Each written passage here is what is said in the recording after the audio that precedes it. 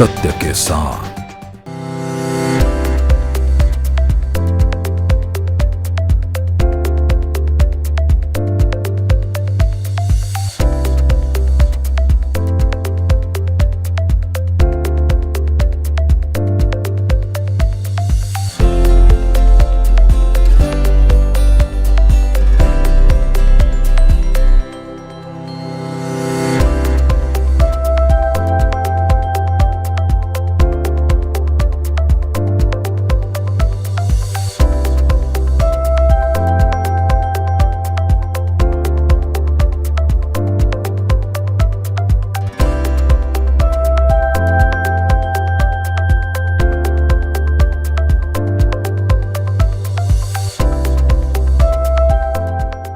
नमस्कार, मैं आशीष तिवारी हूं और आज आपके सामने एक गंभीर विषय के साथ हाजिर हुआ हूं। दोस्तों, ये तो आप जानते हैं कि हमारी जिंदगी में मैनेजमेंट कितना अहम किरदार निभाता है और बात जब मनी मैनेजमेंट की हो तो टेंशन तो होना लाजमी है। अब ये जो समय आ गया है वो है बजट का, घर के बजट का, देश के बजट का, प्रदेश के बजट का और इसके साथ ही ITR दाखिल करने का, टैक्स। तो आप अगर सबको लेकर कंफ्यूज हैं और कहीं इस चीज को सोच रहे हैं कि इस मनी मैनेजमेंट को आप कैसे करें, तो आपकी इस टेंशन को हम अब अगले कुछ मिनटों में दूर कर देंगे। आपकी सारी समस्याओं और सारी टेंशन को दूर करते हुए हम आपको मिलवाएंगे देहरादून के मशहूर CA रोमल जैन जी से और जानेंगे कि इस वक्त जो मनी मैनेजमेंट की आपके दिमाग में जो चल रही है बातें कि अब कैसे करें, कहां पर कैसे ITR दाखिल करें और बजट कैसे बनाएं ताकि आपका बजट घर का खराब ना हो।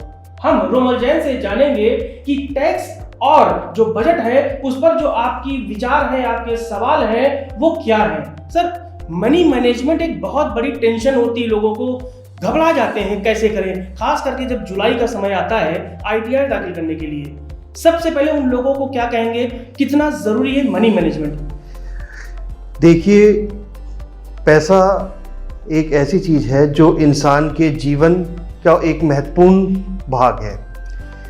मनी मैनेजमेंट वही सक्सेसफुल है जो आपके रिटायरमेंट के वक्त, आज हम सब काम कर रहे हैं तो हमारे पास पैसे हैं, लेकिन जब रिटायरमेंट होता है, जब हमारे एक एज आती है जब हम काम नहीं कर पाते हैं, तो उस वक्त ये पैसा सबसे अहम किरदार निभाता है हमारी जीवन की ज़रूरतों को पूरा करने के लिए। तो मनी मैनेजमेंट के लिए जो सबसे पहले मेरी सलाह है आज के सभी पीढ़ी को जो काम कर रही है, नौजवानों को, कि आज से ही हम अपने रिटायरमेंट के बारे में सोचें। तो प्लानिंग आज से ही करनी है, सेविंग आज से ही करनी है, चाहे म्यूचुअल फंड्स के रूप में करी जाए, चाहे PPF के रूप में करी जाए, चाहे FDR के रूप में करी जाए। और अब तो इतनी ज़्यादा स्कोप है, इतने ज़्यादा मौके हैं कि हर आदमी अपनी सुविधा अनुसार, अपने टारगेट अनुसार वो सारे मैनेजमेंट कर सकता है। बस ज़रा सी उसको एक अच्छे सलाहकार की ज़रूरत होती है, अच्छे नॉलेज की ज़रूरत होती है, जो आज के रूप में या तो वो किसी चार्टर्ड अकाउंटेंट या किसी पोर्टफोलियो मैनेजमेंट, या नहीं तो गूगल और ऑनलाइन भी सारा इंफॉर्मेशन अवेलेबल है, बस इच्छा शक्ति की ज़रूरत है। अच्छा, लोग आज भी हम जितनी बात कर लें लेकिन फिर भी आयकर रिटर्न दाखिल करने से बचते हैं, या वो सोचते हैं क्या करना है, ऐसा कुछ हमारी इनकम तो है नहीं। ऐसे बहुत बड़ा एक चंक है हमारे समाज में लोगों का, कितना ज़रूरी समझते हैं कि वो जागरूक हो, इनकम टैक्स रिटर्न जरूर दाखिल करें। आयकर रिटर्न भारत सरकार ने जो बनाई है, एक डॉक्यूमेंट है। आयकर रिटर्न का मतलब ये नहीं है कि आपके ऊपर टैक्स लगना ही लगना है। आयकर रिटर्न एक दस्तावेज है जो भारत सरकार अपेक्षा करती है कि हम सबको भरना है, जिससे हम अपनी इनकम डिक्लेयर करें।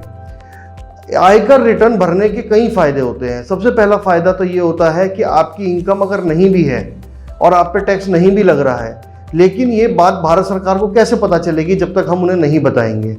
तो आयकर रिटर्न फाइल करने से हम अपनी सही इनकम जब डिक्लेयर करते हैं तो एक भारत सरकार के पास डॉक्यूमेंट पहुंचता है, वो अननेसेसरली फिर आपको ना तो कोई नोटिस भेजेगी ना कभी परेशान करेगी। दूसरा, जो टैक्स करदाता है, जिनको टैक्स लगता है, अगर हम भारत सरकार के खजाने में 1 रुपया इनकम टैक्स जमा करते हैं तो वो हमारे पास 100 रुपये के रूप में वापस आता है, क्योंकि उसी पैसे से गवर्नमेंट सड़कें बनाती है, एयरपोर्ट बनाती है, रेलवे चलाती है और सारी सुविधाएं, सारी इंफ्रास्ट्रक्चर की जो डेवलपमेंट होता है वो उसी पैसे से होता है। तो मेरी ये सलाह भी है और विनती भी है कि जितने भी करदाता हैं वो बिल्कुल निडर होकर अपनी इनकम टैक्स रिटर्न भरें और जो सही टैक्स हो वो देश को दे, ताकि ये देश हमारा खूब तरक्की करे।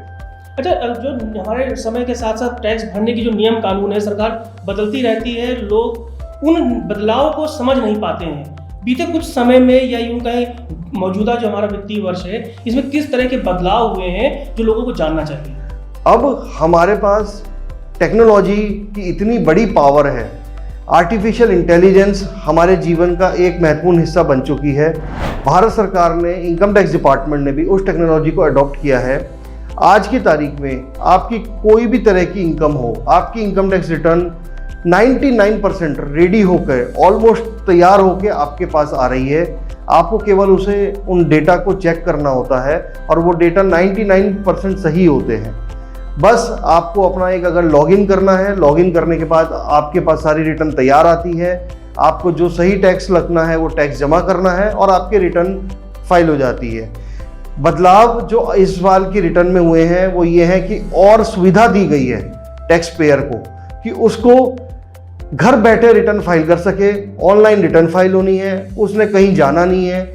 अगर उसको कोई समस्या आती है तो उसके लिए कॉल सेंटर भी बनाए गए हैं, और फिर भी कोई समस्या आती है तो वो किसी भी कर सलाहकार की सलाह लेकर ये रिटर्न फाइल कर सकता है। तो बहुत आयकर रिटर्न में दो योजनाएं हैं, दोनों में लोग बहुत कंफ्यूज हो जाते हैं कि वो कैसे अडॉप्ट करें। तो दोनों योजनाएं क्या हैं और व्यक्ति को किस तरह से इनमें फर्क समझना चाहिए? भारत सरकार ने दोनों सुविधाएं दी हैं। कुछ लोग ऐसे होते हैं जो अपनी जीवन की, अपनी इनकम में से कुछ भी सेविंग्स नहीं कर पाते हैं क्योंकि उनका अपने खर्चे बहुत होते हैं। तो उनके लिए भारत सरकार ने जो स्कीम की है वो ये है कि अगर आप कोई भी सेविंग नहीं भी कर पा रहे हैं, कोई भी इन्वेस्टमेंट नहीं भी कर पा रहे हैं टैक्स छूट के लिए, तब आपके लिए जो रेट हैं वो कम कर दिए गए हैं। दो स्कीम है। पहली स्कीम में 5 लाख रुपए तक टैक्स माफ़ है, दूसरी स्कीम में 7 लाख रुपए तक टैक्स माफ़ है। पहली स्कीम में आपको जो सैलरी से छूट मिलती है, जो 1.5 लाख रुपए तक की इन्वेस्टमेंट पे छूट मिलती है, जो आपको हाउसिंग लोन के ब्याज पे छूट मिलती है, इसके अलावा अन्य कई छूटें हैं जो वो है वो मिलती हैं। दूसरी में वो सब नहीं मिलती हैं। ये अब हर करदाता को खुद तय करना है और इसके लिए भी भारत सरकार ने एक टैक्स कैलकुलेटर बनाया है जो इनकम टैक्स के पोर्टल पे अवेलेबल है। वो उसमें जाके बस अपना डेटा फीड करे और वो टैक्स कैलकुलेटर खुद ही उसे बता देगा कि वो उसको किस स्कीम में फ़ायदा है। अच्छा, अगर इनकम टैक्स जो भरने वाला व्यक्ति है वो नहीं भरता है, मान लीजिए टैक्स, तो किस तरह से वो आगे चल के कानूनी या कागजी कार्रवाइयों में उलझ सकता है? उसको किस तरह की परेशानियां हो सकती है? देखिए, मैंने जैसे बताया कि अब आज ये आर्टिफिशियल इंटेलिजेंस और डेटाबेस इतना स्ट्रांग हो गया है गवर्नमेंट का कि आपकी इनकम, आपकी कमाई, आप कहीं बाहर विदेश जाते हैं, आप फेसबुक पे पिक्चर अपलोड करते हैं, वो तक जानकारी आज भारत सरकार के पास है। अगर जो करदाता जिनके ऊपर टैक्स लग रहा है और जिनको टैक्स देना है और वो टैक्स रिटर्न नहीं फाइल करते हैं, टैक्स नहीं जमा करते हैं, तो निश्चित तौर पे समय के साथ उनको नोटिस आएंगे। और आज तो जो टैक्स का रेट है वो मैक्सिमम रेट 30% है, लेकिन जब भारत सरकार नोटिस देगी, भारत सरकार आपको कहेगी, भारत सरकार आपको पकड़ेगी, तो रेट 90% तक जा सकता है। तो इसलिए खुद स्वेच्छा से टैक्स देना, सही टैक्स देने में ही समझदारी है। इस पूरी प्रक्रिया में पैन कार्ड की अहम भूमिका होती है। पैन कार्ड बनवाना, रखना और उसका सही इस्तेमाल करना इस पूरी प्रक्रिया में कितना जरूरी है? पैन कार्ड भारत सरकार ने एक ऐसा अब एक कार्ड है हमारे जीवन में जो जैसे आधार कार्ड की तरह अब पैन कार्ड भी हम सबके जीवन में सबसे इम्पोर्टेंट है। रीज़न भी कि भारत सरकार ने पैन कार्ड और आधार कार्ड को लिंक कर दिया है, और जिन लोगों के पैन कार्ड और आधार कार्ड लिंक नहीं हुए हैं, यानी कि जो लोग इनकम टैक्स रिटर्न नहीं भर रहे हैं, उनके पैन कार्ड डीएक्टिवेट कर दिए जाएंगे। वो उस पैन कार्ड का वो इस्तेमाल नहीं कर पाएंगे। सबसे पहला नुकसान क्या होगा कि जब भी वो प्रॉपर्टी खरीदने जाएंगे या बेचने जाएंगे, 20% टैक्स पहले उनको अपने आप जमा करना पड़ेगा, अन्यथा रेट है 1% अगर उनकी प्रॉपर्टी 50 लाख से ऊपर है। पैन कार्ड ना होने की वजह से उनके बैंक अकाउंट काम नहीं करेंगे। पैन कार्ड ना होने की वजह से उनके पासपोर्ट बेकार हो जाएंगे, वो विदेश नहीं जा पाएंगे, यानी कि करीब करीब वो कुछ भी नहीं कर पाएंगे। तो पैन कार्ड होना और पैन कार्ड के साथ साथ रिटर्न भरना आधार से लिंक करके वो जरूरी है। अगर ऐसा करते हैं, आयकर रिटर्न का मतलब ये नहीं है कि आपको टैक्स देना ही देना है। टैक्स तभी लगेगा जब आपकी टैक्सेबल इनकम है। अगर आप खाली अपने पैन कार्ड को आधार से लिंक करके रिटर्न भरते रहें, आपके जीवन बड़ा कूलली सुखी चलता रहेगा, कोई दिक्कत नहीं आएगी आपको। अच्छा, ऐसे कौन कौन सी आमदनी है आम आदमी की जो इस दायरे से बाहर होती है? वो कौन कौन से ऐसे फील्ड हैं या कौन कौन से ऐसे काम हैं जिसमें जो होने वाली आमदनी इनकम टैक्स के दायरे से बाहर हो सकती है? हमारा देश कृषि प्रधान देश है और कृषि प्रधान देश होने के कारण अभी भी हमारा जो मेजर जो गांव हैं वहाँ पे कृषि आय ही सबसे ज़्यादा है। और किसानों के सुविधा के लिए, बेहतरी के लिए कृषि की जो आय होती है उस पर कोई टैक्स नहीं लगाया जाता। तो कृषि आय एक मुख्य स्रोत है जिस टैक्स फ्री है। इसी प्रकार जब आप रिटायर होते हैं, रिटायरमेंट बेनिफिट मिलते हैं, तो वो जो रिटायरमेंट बेनिफिट होते हैं वो भी भारत सरकार ने टैक्स फ्री किए हुए हैं ताकि वृद्धावस्था में वो पैसा आपके पूरा काम आ सके। इसके अलावा अभी जब LIC से आपको पैसे वापस मिलते हैं मनी बैक में, वो भी एग्जेम्प्ट हैं। तो मेन तो यही है। उसके अलावा कई इनकम है, जैसे संस्थाएं हैं जो चैरिटी का काम करती हैं, कुछ संस्थाएं हैं जो भारत सरकार में रजिस्टर्ड हैं और अपने आप को चैरिटेबल सोसाइटीज़ हैं, उनकी सारी इनकम माफ़ कर दी जाती है अगर वो उनके नियम कानून फॉलो करें। इस पूरी प्रक्रिया में जैन साहब एक बड़ी भूमिका होती है CA की। लोग सोचते हैं ये बहुत बड़ा हुआ है कि CA कागजों में उलझा देगा, दस्तावेजों में वो कानूनी पछड़े पड़ जाएंगे, लेकिन CA तक जाना और अपनी पूरी मनी मैनेजमेंट को कायदे से आगे बढ़ाना कितना ज़रूरी है? CA की भूमिका क्या है इसमें? चार्टर्ड अकाउंटेंट्स की भूमिका इसमें अहम होती है। चार्टर्ड अकाउंटेंट्स हम सब डेली अपने आप को अपडेट करते हैं कानूनों से, इनकम टैक्स कानून से खासकर। उससे क्या होता है कि कई जानकारियाँ, कई बेनिफिट जो एक आम आदमी को नहीं पता होते कि उनको मिल सकते हैं, वो अगर वो चार्टर्ड अकाउंटेंट की सलाह लें तो वो उन बेनिफिट्स को उनको दिया जा सकता है, वो उनका फ़ायदा उठा सकते हैं। दूसरा, CA के ऑफिस में जाना, CA के ऑफिस में अपने दस्तावेज देना करना, उससे ये फ़ायदा होता है कि CA जो आपकी रिटर्न तैयार करेगा वो करीब करीब बिना किसी गलती के होगी और आपको भविष्य में नोटिस और परेशानी आने की संभावना कम से कम होगी। तो इसलिए CA कोई आप उसको ये ना समझें कि CA उलझाएगा। CA आपको सही सलाह देगा, सही टैक्स भरने की सलाह देगा और उस सलाह को अगर कोई माने तो उसके जीवन में कोई समस्या नहीं आएगी। अच्छा, एक बड़ा सा कॉमन सा सवाल है जो आम जनता के बीच में हम देखते हैं। CA का मतलब वैसा ही है जैसे वकील के पास जाना और वो मोटी फीस में उलझ जाते हैं, डॉक्टर के पास जाना। एक डर सा होता है कि हम अपने कागजात को लेकर CA के पास जाएंगे, वो मोटी फीस बता देंगे। ये धारणा जो है लोगों को CA तक आने से रोकती है या डराती है। इस डर की भावना को आप कैसे दूर करेंगे? चार्टर्ड अकाउंटेंट की जो फीस होती है वो हमारा इंस्टीट्यूट ने एक रेगुलेट की हुई है कि कोई भी CA कोई भी काम करेगा उसकी एक तय फीस डिसाइड की गई है। सभी CA उसी तय फीस में काम करते हैं। वो फीस बहुत ज़्यादा नहीं है, वो फीस हर आम आदमी की ज़रूरतों को ध्यान में रख के रखी गई है। उसके अलावा जो आम आदमी है वो चार्टर्ड अकाउंटेंट से जो फीस दे भी रहा है उस फीस से कई गुना ज़्यादा बेनिफिट उसको उस सलाह के रूप में मिल जाते हैं, जो वो अन्यथा हो सकता कि वो उस मनी मैनेजमेंट को उतना अच्छी तरीके से नहीं कर पाता, अपने पैसे की सुरक्षा उतनी अच्छी तरह से नहीं कर पाता अगर वो खुद करने की कोशिश करता। तो हमारा प्रदेश उत्तराखंड बहुत छोटा सा प्रदेश है। यहाँ पर कितने टैक्स पेयर हैं और कितनी ईमानदारी से लोग टैक्स दे रहे हैं, आपका अनुभव क्या कहता है?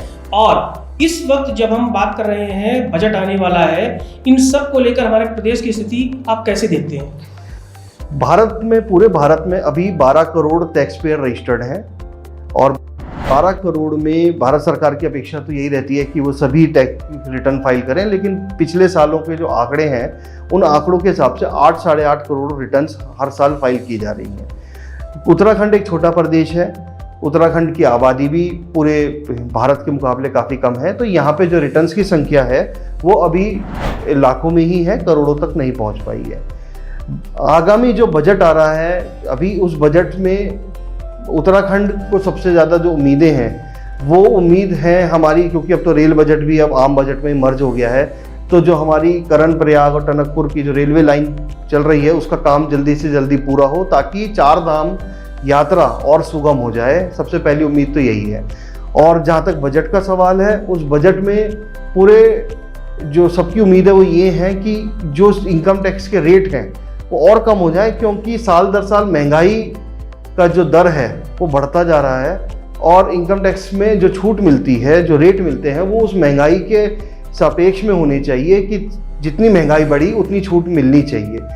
दूसरी उम्मीद ये है क्योंकि अब मकान लेना महंगा होता जा रहा है, प्रॉपर्टी की कीमतें बढ़ती जा रही हैं, लोगों के जो लोन हैं वो बढ़ते जा रहे हैं, तो हाउसिंग लोन की जो छूट है वो अभी मात्र 2 लाख रुपए साल की है। उस ब्याज की छूट को बढ़ना चाहिए, क्योंकि काफ़ी साल हो गए हैं उस छूट को नहीं बढ़ी है। तो ये 2 मुख्यतः उम्मीदें हैं जो मुझे लगता है उत्तराखंड की भी हैं और पूरे देश की भी रही होंगी। अच्छा रोमिल जी, जाते जाते हमारे उन दर्शकों को क्या कहेंगे जो दाखिल तो करना चाहते हैं रिटर्न, लेकिन थोड़ा सा बच रहे हैं या अवॉइड कर रहे हैं, उनसे क्या अपील करेंगे? मेरी उनसे यही अपील है और विनती है कि वो बिना डरे अपने रिटर्न्स फाइल करें। खुद कर सकते हैं खुद करें, नहीं कर पा रहे हैं किसी कर सलाहकार की सलाह लें। अपनी रिटर्न सही फाइल करें, सही टैक्स दें, ताकि वो इस देश में योगदान करें, और ना केवल योगदान होगा, उनके जीवन में आने वाली जो समस्याएं हैं, जो इनकम टैक्स के नोटिसेज हैं, क्योंकि जब नोटिस आता है इनकम टैक्स का तो फिर इनकम टैक्स डिपार्टमेंट अपना पूरी कार्रवाई पूरी करता है, तो उस पूरी कार्रवाई से बच जाएंगे, उनको मेंटल पीस मिलेगी। अपना सही टैक्स देना है, टैक्स तो देना ही पड़ेगा, आज नहीं देना है 6 महीने बाद देना पड़ेगा, देना तो पड़ता ही है क्योंकि सरकार पे जानकारी पूरी है। तो मेरी विनती ये है कि स्वेच्छा से टैक्स दें, सही टैक्स दें और देश में योगदान करें। हमसे बात करने के लिए बहुत बहुत शुक्रिया दोस्तों। ये रोमिल जैन जी हैं, देहरादून में है, एक मशहूर सीए हैं। इनकी सलाह आपके बहुत काम आने वाली है। तो अगर आप पैसे का मैनेजमेंट कर रहे हैं और कहीं ना कहीं अगर आप सोच रहे हैं कि टैक्स ना जमा करें, तो देखिए ये आपका कर्तव्य भी है, देश के लिए आपका एक फर्ज भी है। टैक्स जरूर रिटर्न दाखिल करें, और अगर इन सब प्रक्रियाओं के बीच में कुछ परेशानी है तो सीए तक बेझिझक जाएं। कोई ऐसी बड़ी बात नहीं है कि आपको मोटी फीस देनी पड़ेगी, लेकिन आपकी जो पूरी प्रक्रिया है बहुत आसान भी होगी और देश हित में आपका योगदान भी बहुत जरूरी हो जाएगा। अगली एपिसोड में फिर हम ऐसे ही किसी जागरूक सीए के साथ बात करेंगे और बात करेंगे आपके मनी मैनेजमेंट की। तब तक के लिए हमें दीजिए इजाजत। नमस्कार।